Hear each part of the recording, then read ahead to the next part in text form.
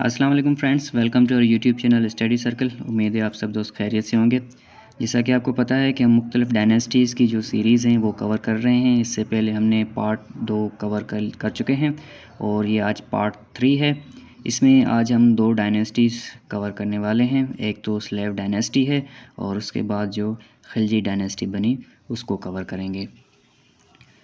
तो सबसे पहले हम शुरू करते हैं स्लेव डायनेस्टी से।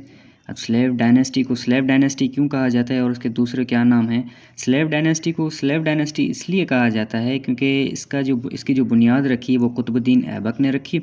और मैं आपको पिछले वीडियो में बता चुका हूँ कि कुतुबुद्दीन ऐबक जो है वो कमांडर था मोहम्मद गौरी का। मोहम्मद गौरी ने उसको पहले एज ए स्लेव गुलाम के तौर पे परचेज़ किया था, उसके बाद उसको अपना जर्नल बनाया था। तो इसकी बुनियाद जो है वो कुतुबुद्दीन ऐबक ने रखी और स्लेव डायनेस्टी को ममलूक डायनेस्टी और दिल्ली सल्तनत भी कहा जाता है। उसके बाद कुतुबुद्दीन ऐबक, ये सेम ही सवाल है कि किसका स्लेव था, किसका ग़ुलाम था। तो उसको जो है मोहम्मद गौरी ने एज ए स्लेव परचेज़ किया था।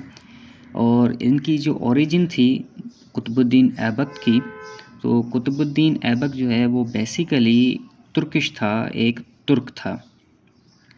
इसकी ओरिजिन एक तुर्क है, ठीक है।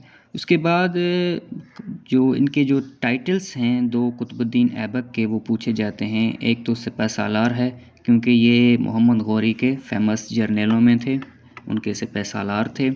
और दूसरा इनका जो लक़ब है वो है लख बख्श। अब लख बख्श इनको क्यों कहा जाता है? वो इसलिए कहा जाता है कि ये काफ़ी जेनरस थे, काफ़ी सखी थे। लाखों के लाखों रुपए जो है वो ये अपनी चैरिटी में दे दिया करते थे।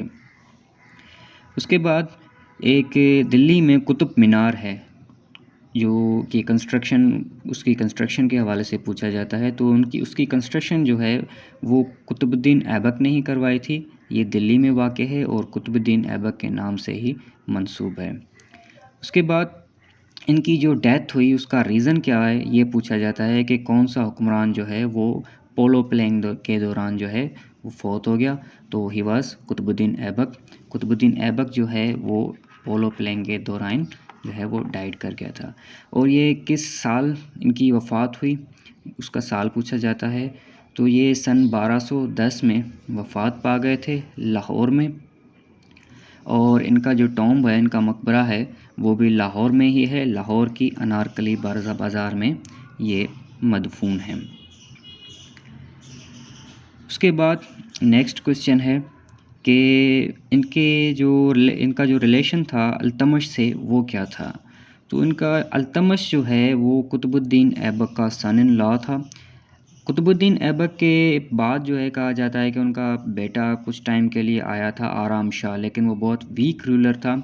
इसलिए अल्तमश ने उनका जो थ्रोन है वो टेक ओवर कर लिया और इन्होंने ख़ुद को जो है वो एज ए रूलर डिक्लेयर कर दिया। और अल्तमश जो है सन इन लॉ है कुतुबुद्दीन ऐबक का। अच्छा, अल्तमश के बाद किसकी हुकूमत आई ये पूछा जाता है। तो अल्तमश के बाद जो हुकूमत आई वो जो हुक्मरान बनी वो रज़िया सुल्ताना थी। और रज़िया सुल्ताना का जो रिश्ता था अल्तमश से, तो वो अल्तमश की बेटी थी। रज़िया सुल्ताना अल्तमश की बेटी थी और अल्तमश जो हैं वो कुतुबुद्दीन ऐबक के सन इन लॉ थे।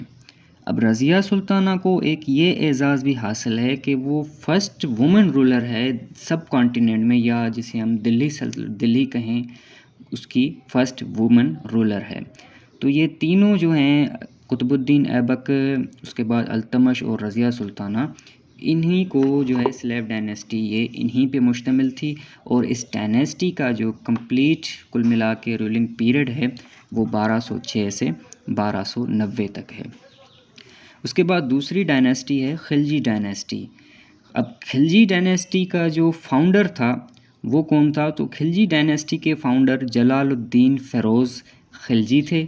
लेकिन जो MCQs आते हैं वो इस तरह से आते हैं कि इसका इम्पोर्टेंट रूलर कौन था। तो खिलजी डायनेस्टी का जो इम्पोर्टेंट रूलर था वो अलाउद्दीन खिलजी था।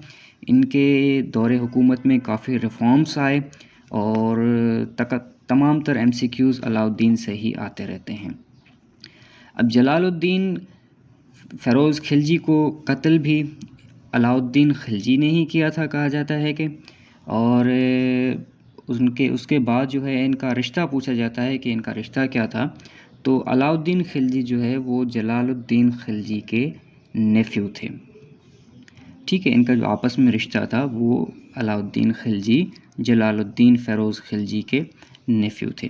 اب ان کے ریفارمز کی بات کرتے ہیں کہ علاؤالدین نے کیا کیا ریفارمز لائے تھے۔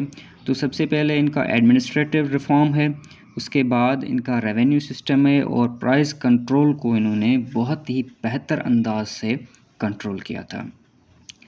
تو اس خلجی ڈائنیسٹی کی جو ایرا ہے، جو ان کا رولنگ پیریڈ ہے، وہ کب سے کب تک ہے، تو 1290 سے 1320 تک ہے۔ تو یہاں تک یہ ہمارا پارٹ 3 کمپلیٹ ہو گیا۔ پارٹ 1 میں ہم نے غزنوی ڈائنیسٹی، پارٹ 2 میں غوری ڈائنیسٹی، اور پارٹ 3 میں آج ہم نے سلیب اور خلجی ڈائنیسٹی کور کر لی۔ انشاءاللہ کل تک ہم تغلق، سید اور لودھی ڈائنیسٹی کو کور کر لیں گے، اور سنڈے پہ آپ سے انہی سے ویکلی موک ٹیسٹ لیں گے۔ Thank you for watching. اللہ حافظ۔